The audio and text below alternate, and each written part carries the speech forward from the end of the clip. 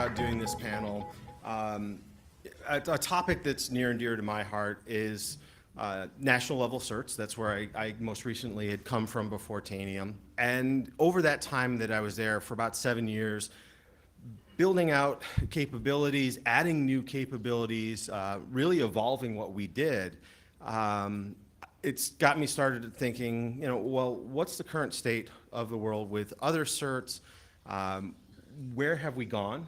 And hopefully we'll get into some discussion about where we should go. With that, I'm going to let you guys introduce yourselves, how you want everyone to hear a description of where you are currently, and then we'll get into the questions. So Luke? Thanks. That was unscripted. Yes, it was. Yes, awesome. Got to keep you on your toes. Yeah, awesome. Thanks.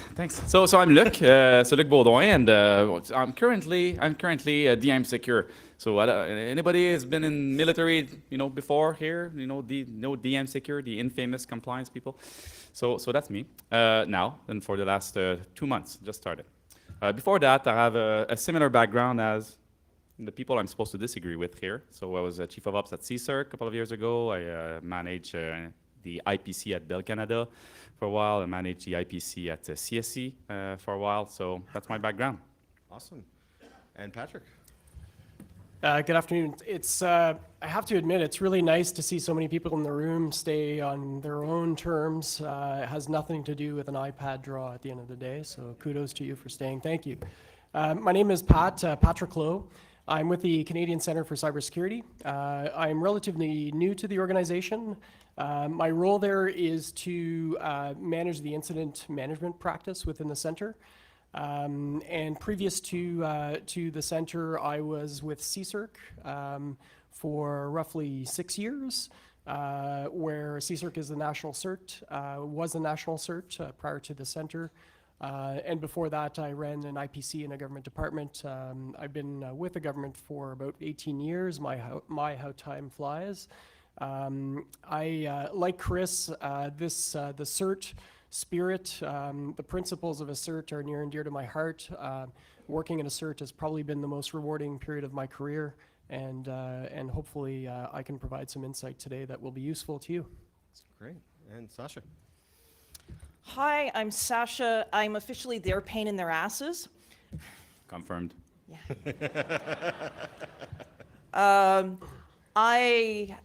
For those of you who saw my presentation, I'm a threat analyst by trade, but I'm also a strategic advisor in the area of incident management.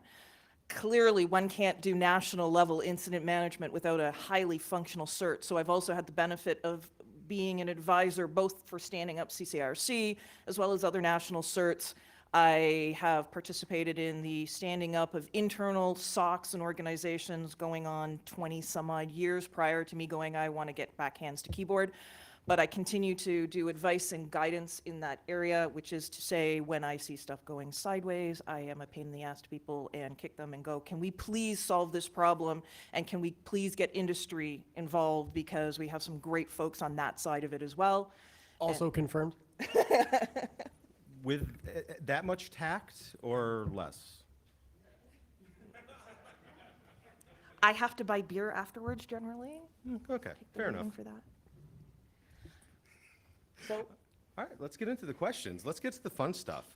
I'm actually going to start with Patrick for this one. Let's do this. So looking back maybe 10, maybe as few as 5 years ago, what was the functions of a typical cert, or what you could reasonably expect from a national level cert? So 5 years. Where was I 5 years ago? I would say that just looking back at the history of certs, they kind of came about in the 90s, early 90s, late 80s, and they were primarily a community of experts. And they were engineered and built based on a series of activities, Morris worm, early days of cyber, the glory days of cyber, as far as I'm concerned, and things kind of evolved from there. And we really didn't see a shift away from that core community of practice until probably the mid-2000s, I would say, in the advent of a shift in how cyber was being employed for different motives, one of them being financial, the other being more strategic in nature. The early days of the CERT, for me, in my experience, was largely a coordination role, making sure that when folks needed help, they had a national entity, a national point of contact to be able to get the help that they needed in terms of connecting with the right organizations, whether that be law enforcement, whether that be international community. So again, a large coordination function from a national CERT perspective was something that we did quite a bit of. And some of the fundamentals were there as well, releasing advisories about critical vulnerabilities, making sure that whatever information we had to share from a national perspective, we shared that information so that others could benefit from the experiences of victims or others in our constituency. And again, it stayed that way until probably the last 5 or 6 years, and we're seeing a dynamic where national centers are being built, Canada being one example, but we're not the first. And that's kind of the timeline as I look back at my career in the CERT community in terms of where things have gone. Okay. Sasha, from your perspective, 5, 10 years ago, looking at a national CERT, what could you expect out of them in terms of functions and services? I think most of them perform. What did you tell me to do at the time? Be a trusted broker. I'll be honest, we can talk about all sorts of fancy functions that they're going to do. But a national CERT provides exactly one function. They provide trust. I might not be able to trust every one of you in the room, but I trust them. I'll give them my data. I'll allow them to anonymize it, find out the really key parts of it. They are my trusted authority as the national CERT in each of their roles.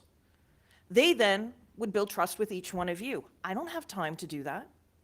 As an industry representative, I don't. So they were, for me, a trusted authority and a trusted broker.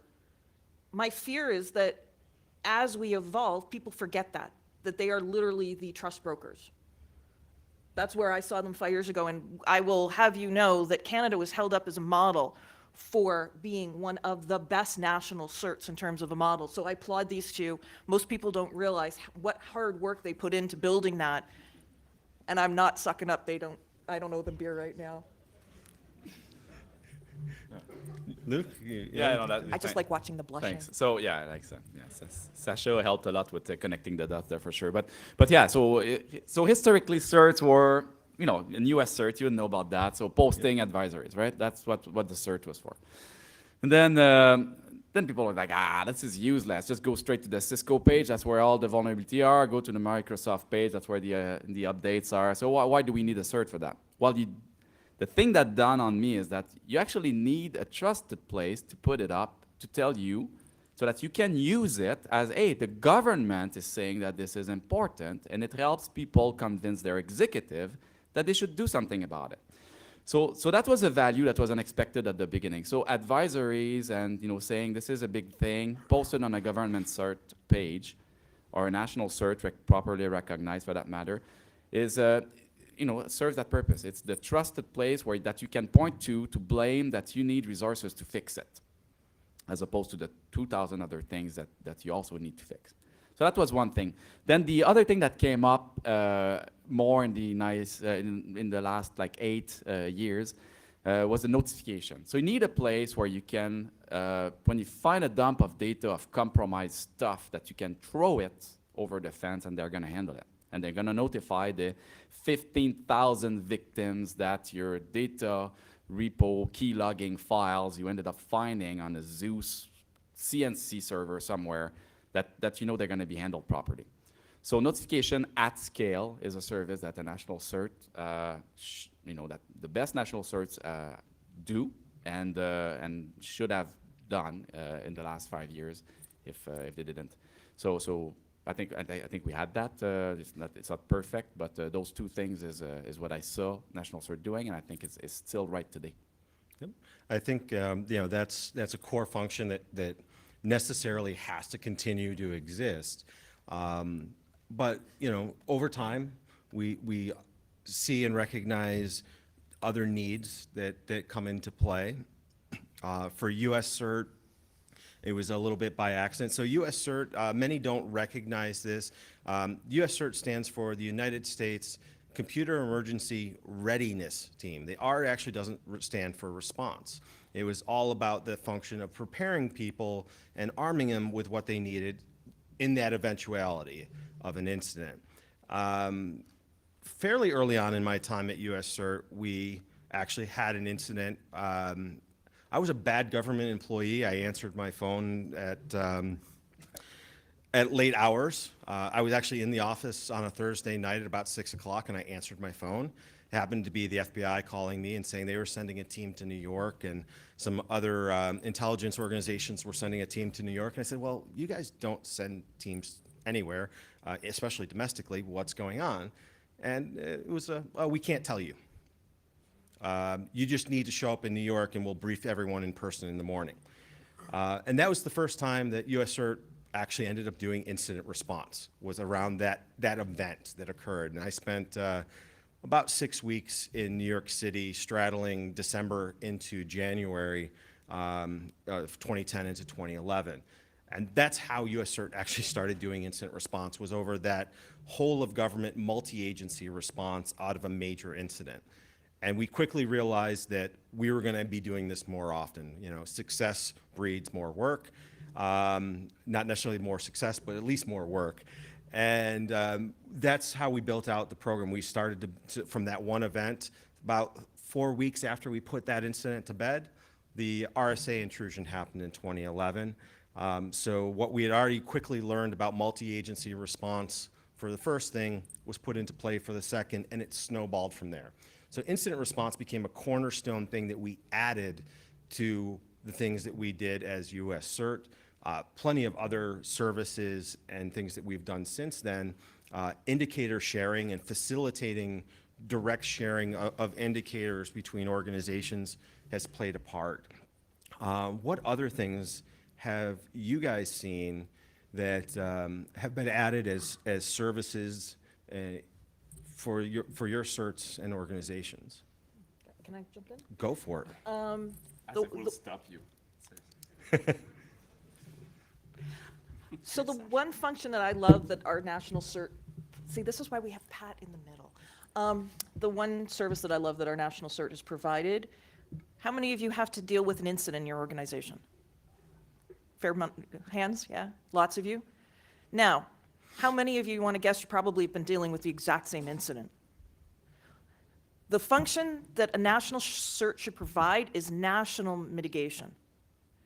It is so much easier for us resource-wise to have a coordinated effort against that particular attack than it is for 40 different organizations to do 40 different people on it. We don't have the time and the resources to do that.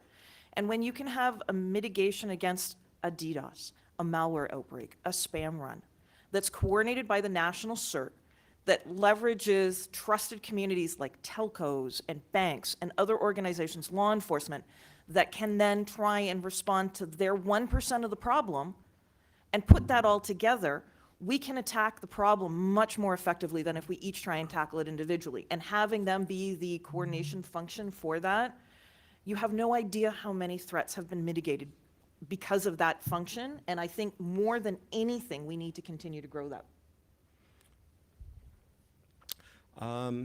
We'll take a question. Come on up. Let's keep the conversation go up here. Well, if you can jot that down, though. Luke, anything? No, but that's true, and that's kind of piggybacking on what you said. Is so one service that has definitely stepped up lately in national certs has been, those law enforcement cases, as those national, big national mitigations, and we've had. I know that from a Canadian perspective, I think I was amongst I saw the beginning of that, and Pat continued that after. But we did some good operations there with our CMP, with national security. That was transparent to many, but we scaled using the community and the trust that had been built. So that's a wicked service that any national cert needs to be able to do. And and it's within the lanes of everybody. And there's no money involved. That's a funny thing about these big mitigation at national level. So making IP addresses that are evil disappear, or putting pressure on an AS to drop routes, or sinkholing domains. Those kind of things. There's typically it's only trust. It's only please do it, and the person will do it off their work hour and Volunteer firefighters. yeah, volunteer firefighters, exactly. And but we've had tremendous success. The problem with this is scaling it, and right now the model, the economics is not great on that. But national cert has a place and a role to play on changing these economics. Pat, I noticed you were jotting down some notes, so I think you have some things you I'm want to just add. doodling. No? No, actually, just to expand on what Luke said, and a separate point after that. When Luke says community, that doesn't, you've got a couple of government folks here, but that doesn't necessarily mean government only. These collaborations on a given threat or a given issue are largely non-government communities, and the importance of having someone from the telcos, someone from the banks, someone from the AV or cybersecurity community, someone from government, someone from law enforcement involved in some of these activities is the key to its success. So I just want to emphasize the importance of the community, but also noting that government cannot do this by ourselves, and that's I guess my point on that one. Just along lines of some of your experiences, Chris, I had a similar experience that was a bit of a changing moment for me, at least, and led to some of the kind of the bigger picture issues that we're starting to tackle today. In July 2014, I was sitting by the swimming pool having some cold drinks. Like you, I like answering the phone on the weekends. And it was a large defense aerospace company in the US. And they had one of their supply chain companies, a Canadian company in this case, a company of 25 people, that had basically experienced a cybersecurity breach. The actor in this case was fairly sophisticated. Company of 25 people building widgets for some airplane somewhere is a relatively small enterprise. And the company themselves didn't know what to do. They didn't have the capacity to be able to respond to the issue. They didn't have the money to be able to afford a $250,000 IR contract. And we did our best in that case and ended up getting them the help they needed. But this really raised an economic gap in the way that we do cyber and protect our enterprises in Canada and probably globally. That coupled with this idea that a company of 25 people is expected to prevent some of these issues from occurring to them or happening to them, I think is probably not a very fruitful exercise. And we really need to rethink the way we tackle this issue and have far more national level approaches to these types of issues. Sending them indicators all day long just doesn't work. No. It doesn't work, and we're appealing to large enterprises, but we need to think more broadly about our strategies. Yeah, And it's, the worst part is there, if I don't, just jumping in for 1 second, is that most of the bad actors know this. So they're targeting the universities, they're targeting the small enterprises, they're targeting this to get into the bigger fish, knowing that there's a trusted connection going there. And that's where that's an invaluable service that national certs can provide, is that overload. yeah, absolutely. It's funny, in a separate conversation, we go into cyber risk and cyber insurance. A lot of larger organizations, in terms of managing their supply chain risk, are requiring indemnification from these small companies if the larger company has a breach. It's not realistic either.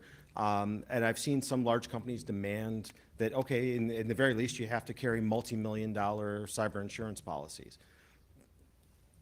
That may not be viable either, excuse me, based on the income that company has, but at least they need to have a skin in the game.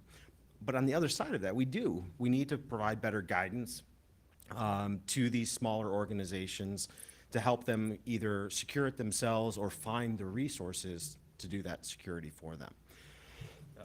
While you catch your breath, there's supply chain is, D&D is not at all exposed to supply chain.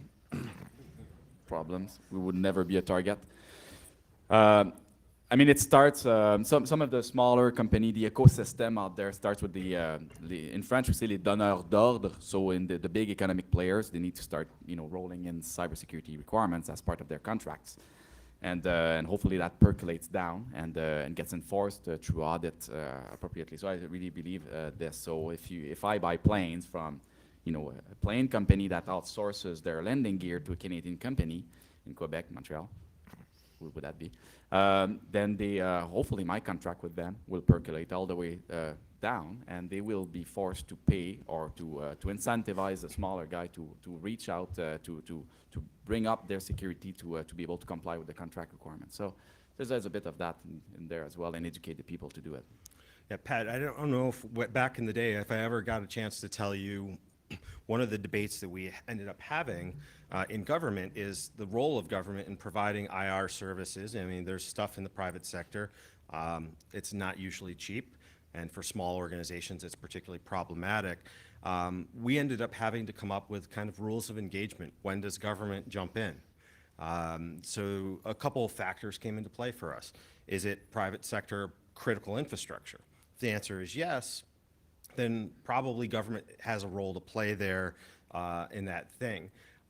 Is it a small organization that just financially doesn't have the wherewithal to get those resources?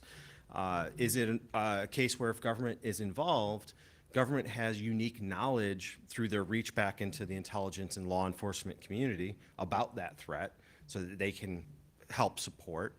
Or is it a case where government may hope to learn something from this victim that they can then use to help that broader community? Back to Sasha's point earlier on about, when a national level CERT sees a problem in one organization, they hopefully are recognizing that that is applicable to many more and communicating out appropriately to others in the community so they can then defend themselves about that new threat. But yeah, we actually ended up having to come up with a gating criteria. When did we engage in a space that arguably could be taken from private sector resources? Yes. Yeah, it's. I have a huge discomfort with doing IR from a government perspective. There's very smart companies that do IR right now. So the role of government in there shouldn't be to do IR, should be to maybe validate the IR qualification and the trust of some of the IR offering out there. You don't want to have the fake AV providing IR.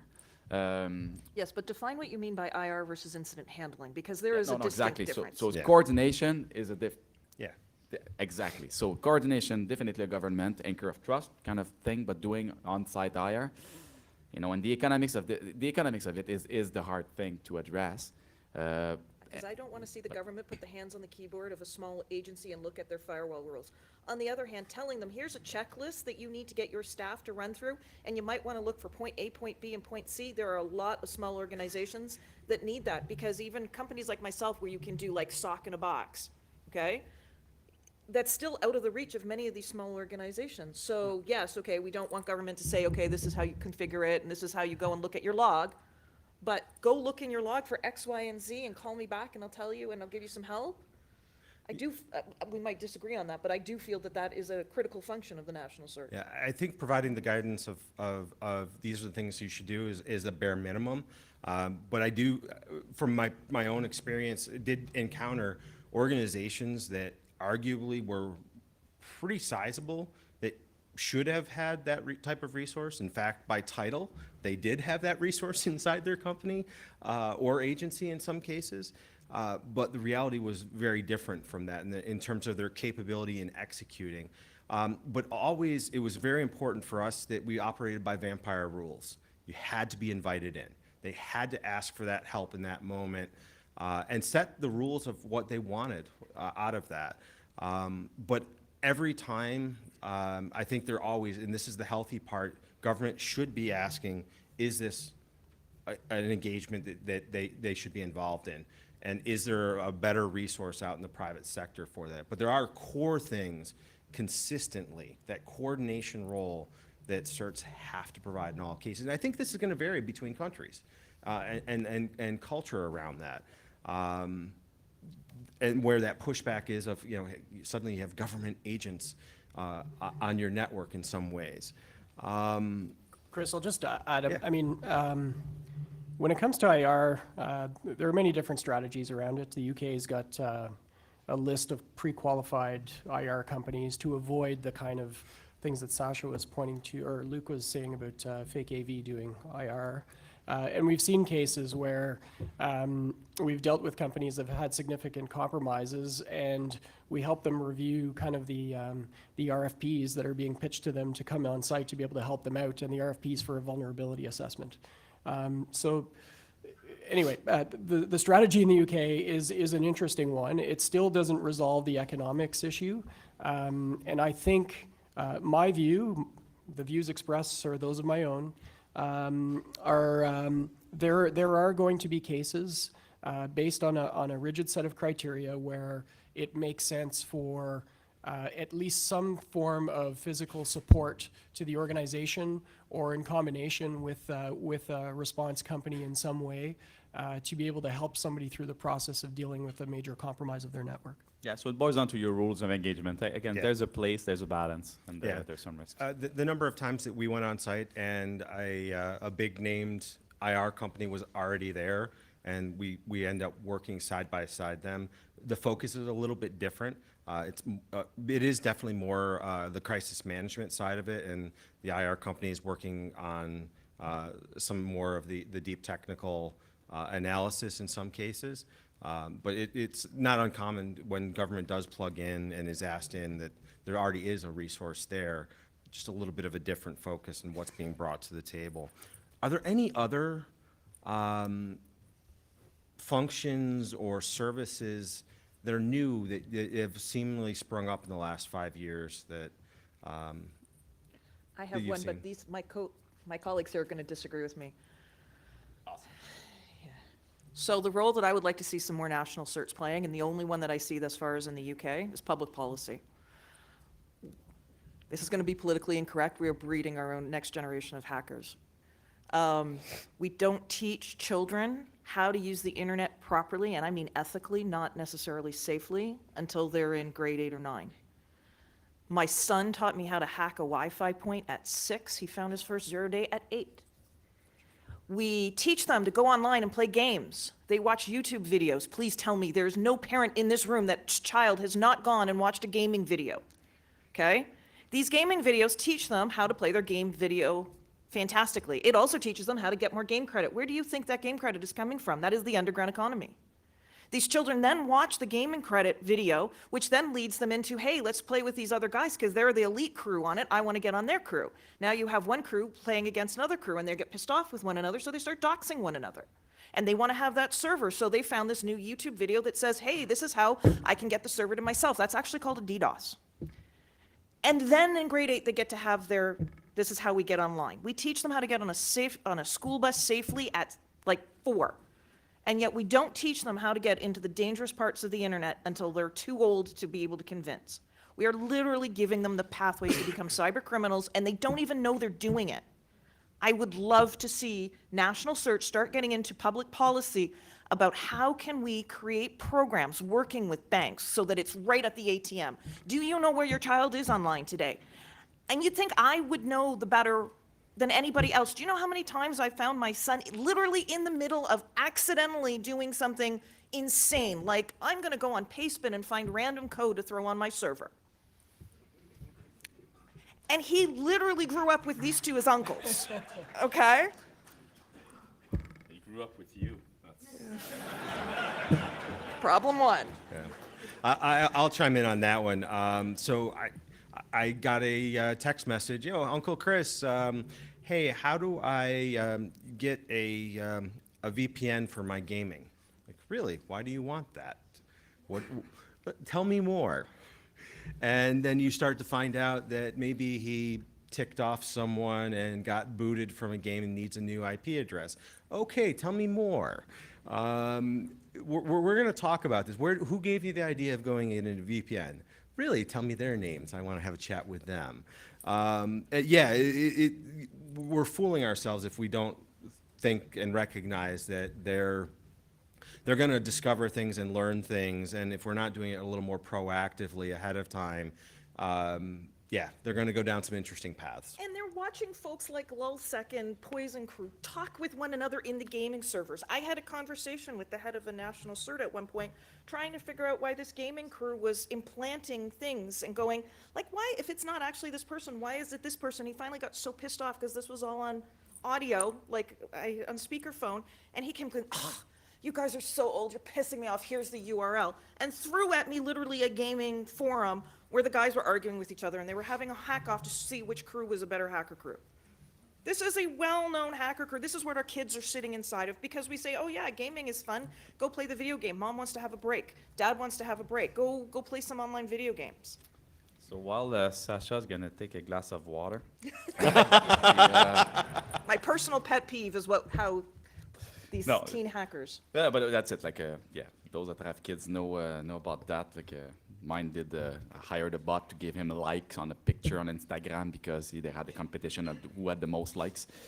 So, brave new world. But the question is, so nobody will disagree. Nobody will disagree on education. So cyber education is so right now, the typical number of 1 million short in cybersecurity professional right now, so lots of jobs opening and whatnot, and we have lots of people here that have for sure job security forever as a result of this. So yeah, we absolutely need that. The question is the CERT the right place to be the lobbyist for cybersecurity education from young age all the way to professional grade? And the answer is probably yes. It's probably yes, because we have certs, including enterprise certs, have the most data to back up their arguments about the need. So yeah, absolutely with you on that. And the cert has a role, if not to write the policy, to advocate for it, and to push the policymakers and the lawmakers to put them forward. Okay. A smart person once told me that metrics are the way to go to prove these things, and certs are the only ones that have those. Yeah, and metrics lead to money. Yeah. That they do. All right, so we do also have a lot of CERT organizations that have never changed their model, that are, still doing exactly what they did 10, 15 years ago, or whenever they were stood up, and not added any of these other services, or not pivoted. And some of them, it may be a conscious decision. Is there anything that you guys see as a common trend there for those organizations? Is it politics, lack of remit to allow them to do it, or funding that keeps them from shifting or pivoting? Or is it just maybe because of where they are in the world, there's no push for them to adjust to a different world? Or they realize why change a good thing? I'll just jump in then for a sec. So I know change. Like at CSERC, for example, there were in 2010 when I arrived there was 7 people, and I think CSERC was like 60 people at the creation of the center. So there's been a bit of a growth, and I know that the way we help contribute to some bigger picture there, but the way I contributed to it is to get data, again, back to the metric, to demonstrate and then get funding and then transform. But the way I got this data was with the trusted communities that Sasha introduced me to. So once I got the data, then I could make an argument that these are the victims in Canada and we need more investment, and let's grow a program around it. So I'd say that certs that do not evolve are because they're secluded and they refuse to, or they fail to realize the importance of cybersecurity communities. If you go to these various trust groups, then you know that you cannot stay steady. It's not a matter of funding; it's a matter of partnerships, and it's actually cheap to do stuff in community. And there's amazing things that can be done. So I'd say that. So if they don't evolve because they're not exposed to all the great things they could do for cheap. Okay. All right, one last one, real quick.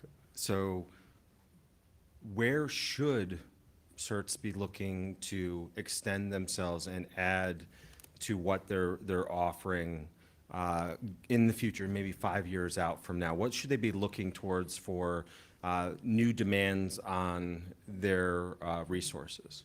I think Pat should take this one. Just because I'm writing down some notes. You can scribble a little bit more. I'll take one stab at it before Tell your we son get, we're hiring, by the way. So it's a question of scale. It's a question of moving on where the most strategic place of influence is, and right now that strategic place is the cloud. So it's about intervening at the and building those trust relationships with some of the service providers out there. So the telco, the banks, and things like that. Those are standard relationships any national cert need to have.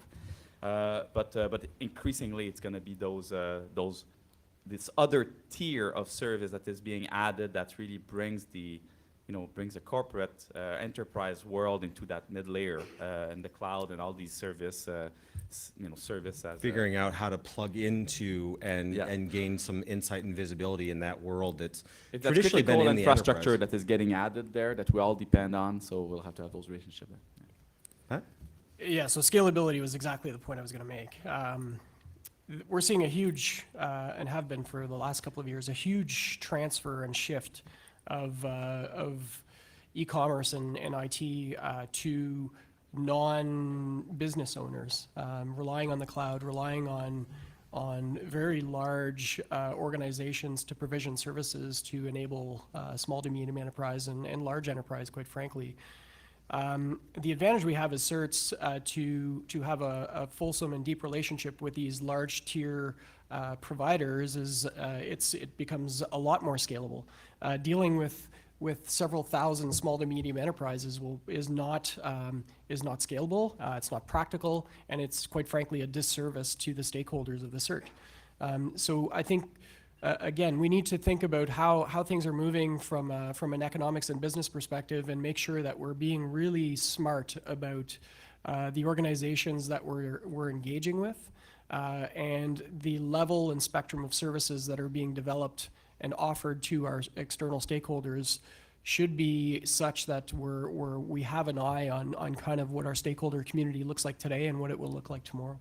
And the economics of it again, right? Can we build models for SOCs that are looking at the same problem from multiple different organizations? Maybe it's not at the national CERT level, maybe it's at the vendor level, right? So I'm going to put words in your mouth, Sasha, from earlier, one of your comments. Can I sum it up as whatever CERTs do in terms of change, don't do it for change's sake, but really think through why, and don't lose sight of the core functions? So we've talked about some that say static, and apparently I differ on Luke on this. I've seen some national certs that were stood up perfectly, and they have not changed one iota in 15 years because their core service fed to their national requirements. They didn't need to change. They realized changing would actually break the good stuff that they've built. I've seen other organizations that have changed and evolved because maybe necessarily they started off very small and they need to grow. You just have to be very conscious about what you are changing for. We're at an era where most of the national certs have been around for a while, and anybody who's followed security for a while, we have this wonderful tendency every 4 or 5 years to break all the good stuff they did because we need to fix it and we need to upgrade. And I've seen us step backwards, and I've seen other countries step backwards because people get the bright idea that we have to rejuvenate without actually looking at are we going to break it worse by doing that? So I'm not saying we shouldn't change. I'm just saying I've seen it happen too many times. I can see some of my old bosses here where I talk about CARS ITS, and you have to have been around in the community for a very long time. You have to know DARI to know we've come a lot of different times. We've come right up to a really good thing and then went, oh, somebody's thought we have to rejuvenate it all, and we start all over again, and we step back 2 years. And the bad guys take advantage of that, and it just kills me. Like, we got to work together, because they all do. Excellent. All right, let's turn it to the audience, take some questions. We got a few minutes.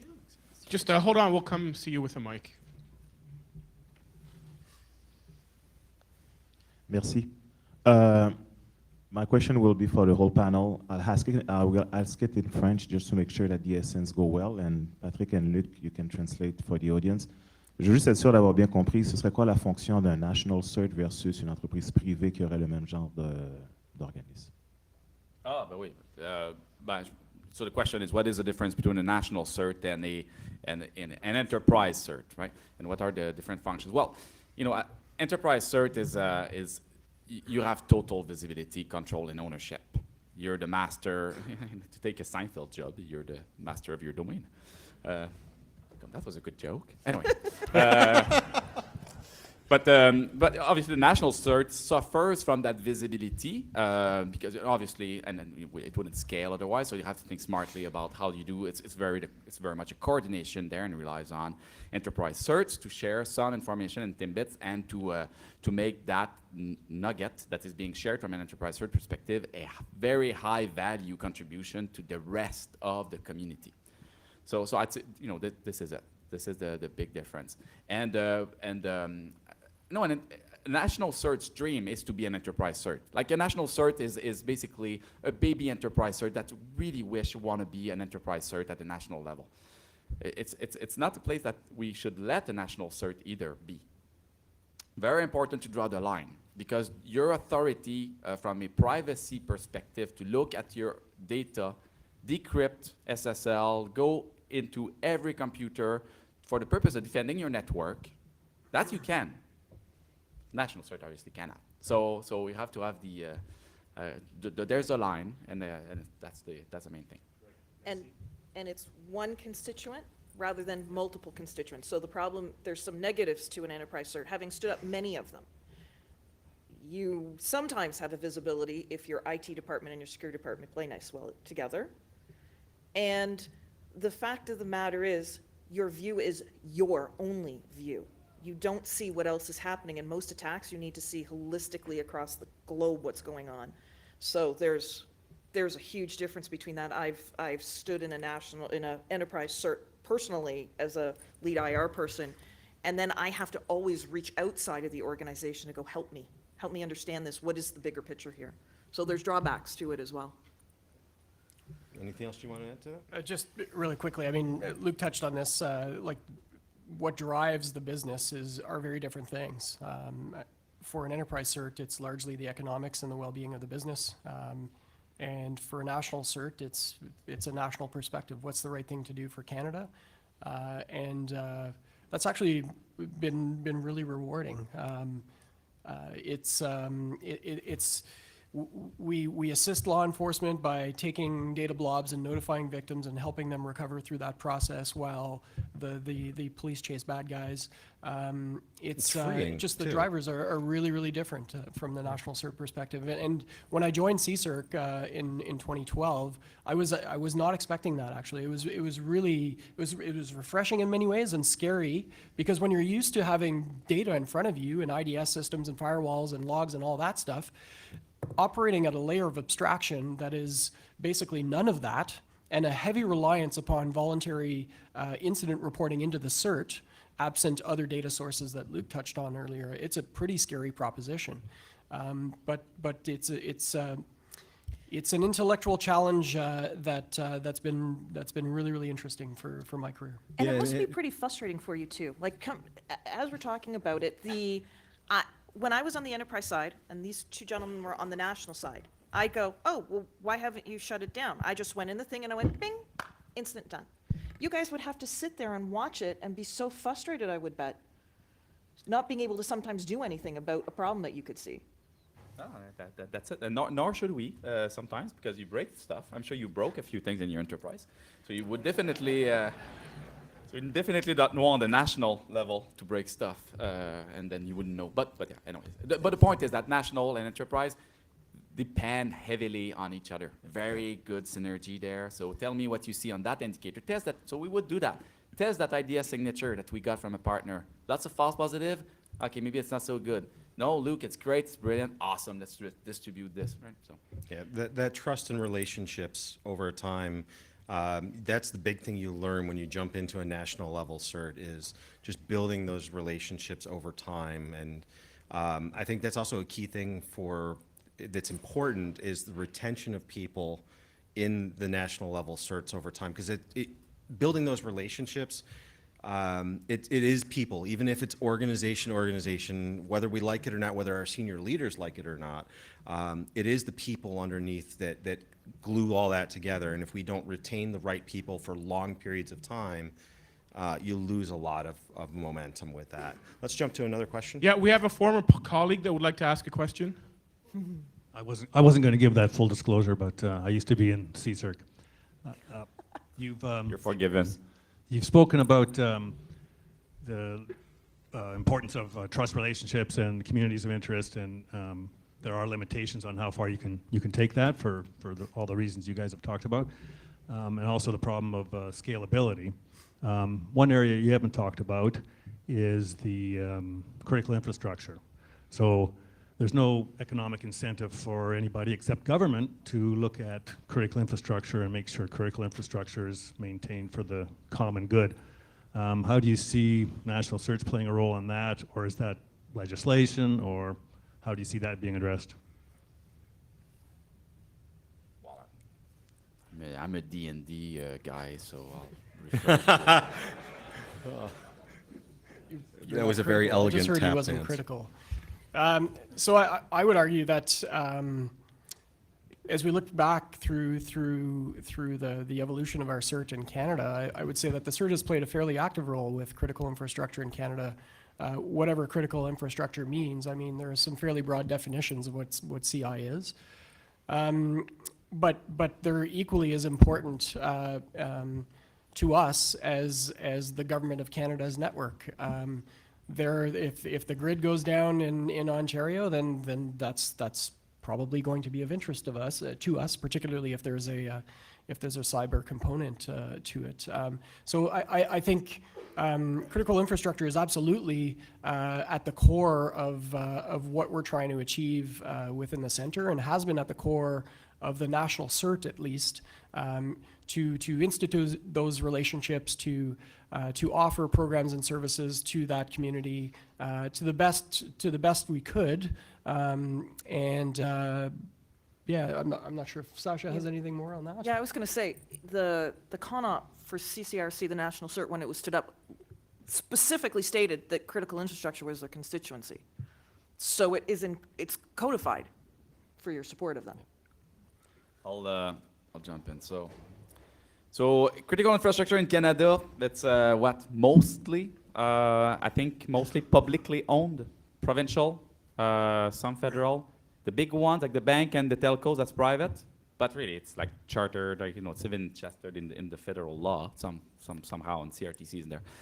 So I guess the point is that for the public side, municipalities, water, stuff like that, they are not subjected to any compliance regime. None.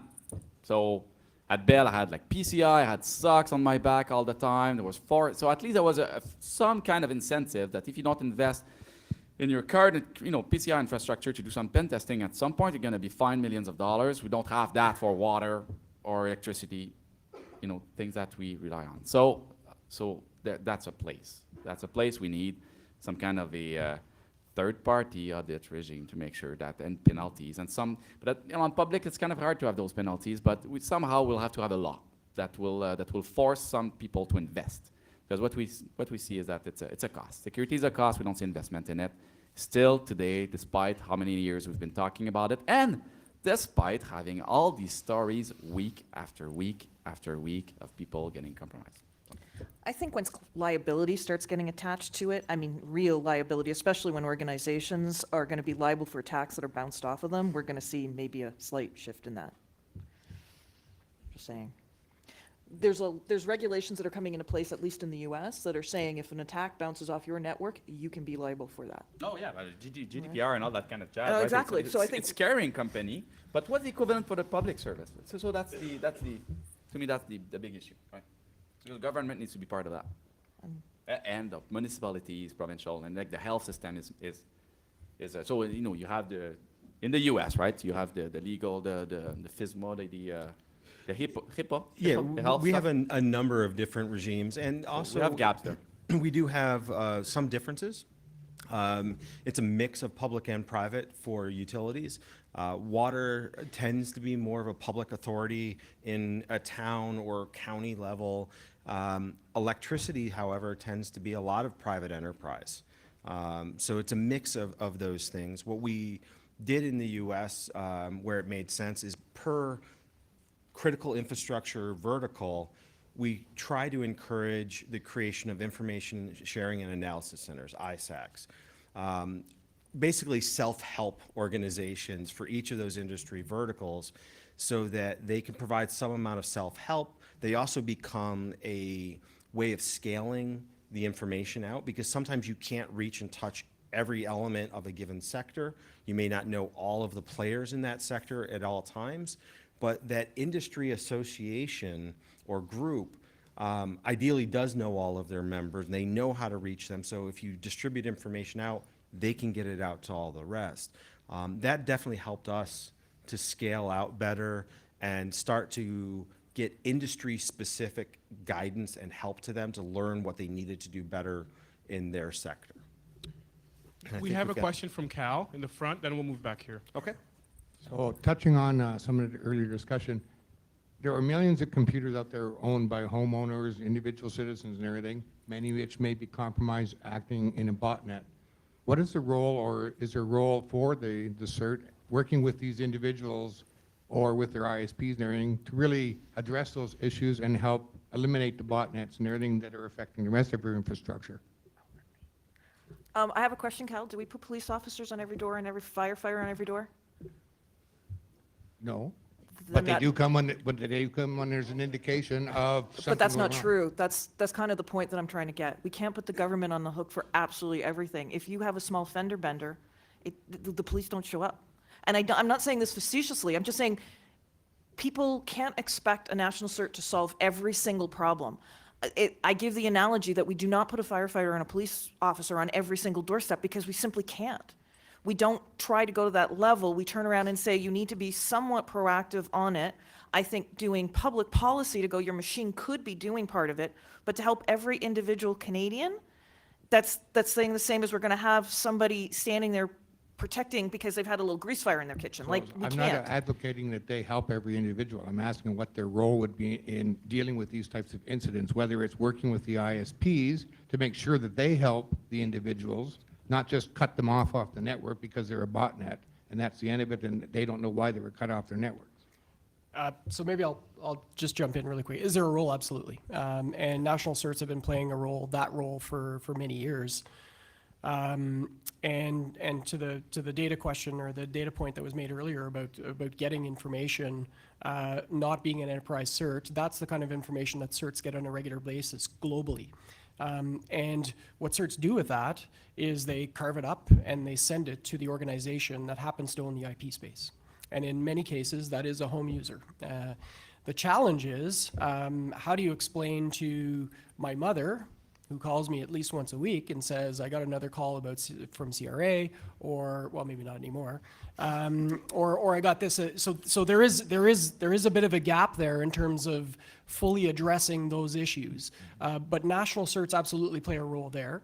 They also play a role in, and I think it's incumbent upon us as national cert people, is to inform the policymakers, the communications folks that aren't technical about the issues that we're seeing so that they can develop user-level guidance, something that's consumable by the general public about these types of issues, about not clicking on a link on an unsolicited link, email, about making sure that their computer is connected to the update ecosystem that exists.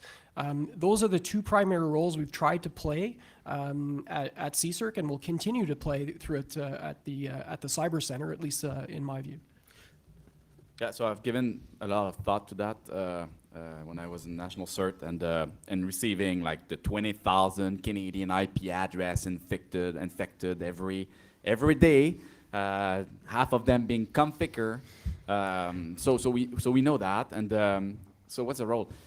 So the solution to that, so some US ISPs have done some amazing job, right? Wall garden, so at scale, on thousands and thousands of customers, so essentially gets redirected. You go to browse from home and then you get redirected temporarily to a site that tells you, by the way, you're owned. And here's the site, here's the advice from your national cert.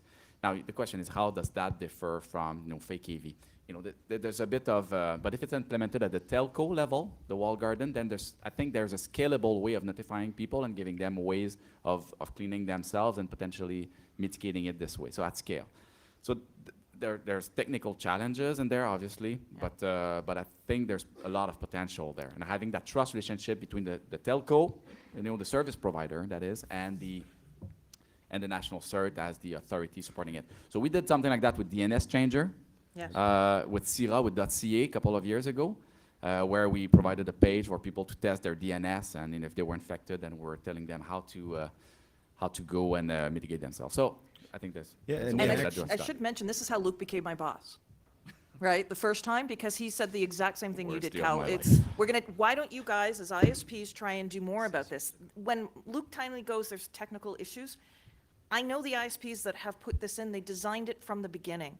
It is significantly harder to do that mitigation than one would think. And when Luke said, oh, you should do this, I'm like, fantastic, come over, be my boss, show me how it's done. Do you want to talk now about the technical, how hard it is?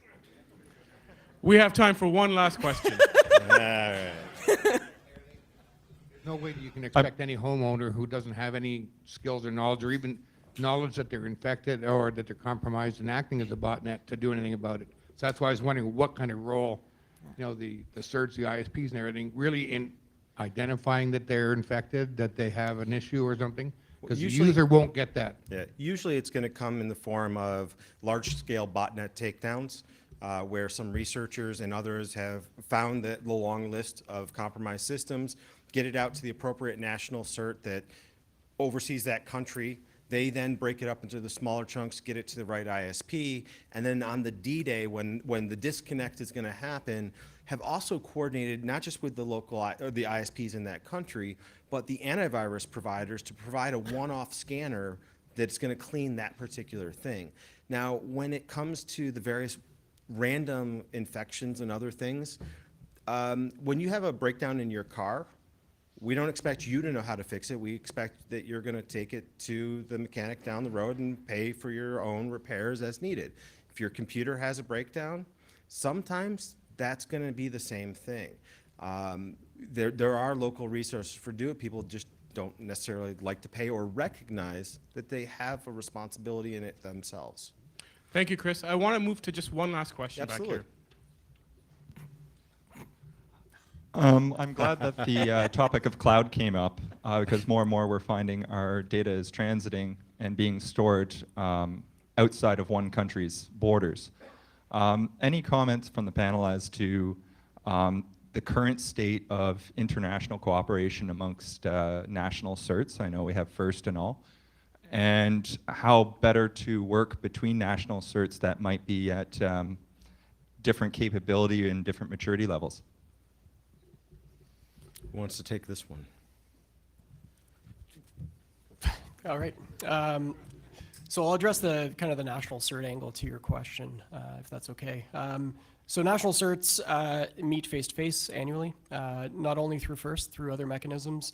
There are regional associations as well, whether it be AP Cert, whether it be other regional cert organizations that bring certs together to discuss these issues, to discuss better ways of sharing information amongst themselves, to address cloud issues amongst others, and strategies to how to deal with cloud and secure the cloud. This happens and has been going on for quite some time. Recognizing, and to your point, is that the level of maturity and capability across a lot of these certs varies extensively.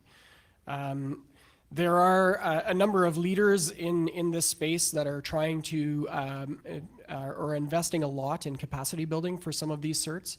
The Australians, in particular, along with the Kiwis, are investing quite a significant amount of resources towards building Asia-Pacific certs within the region so that they can bring up their game, so that they can have a bit more of an intelligent discussion with them about these larger scale issues. That's kind of where I see things going in the cert space on that. You actually, you hit exactly where I was going to go. The regional certs, which are a conglomeration of all of the national level certs in a given region, AP cert, OIC cert, the Organization for Islamic Cooperation, and others, they play a role in kind of helping do capacity building for the individual national level certs. Yeah, I'll contribute just 1 second. It's very impressive the number of connections that you can get in a given country. For example, I had to do a takedown of Flashback a couple of years ago, working in a small group of security professionals there, and I was in charge of sinkholing out of the DGA the .kz. That's Kazakhstan. Well, so you think I could turn to the Kazakhstan cert and ask them to sinkhole those domains, and there was not a point of contact for the Kazakhstan cert. But the .kz TLD relationship in the DNS community, we did have that contact. And so there's ramification between ISPs, and sometimes I don't have the ISP contact for Kazakhstan, but I have the upstream with BGP contact.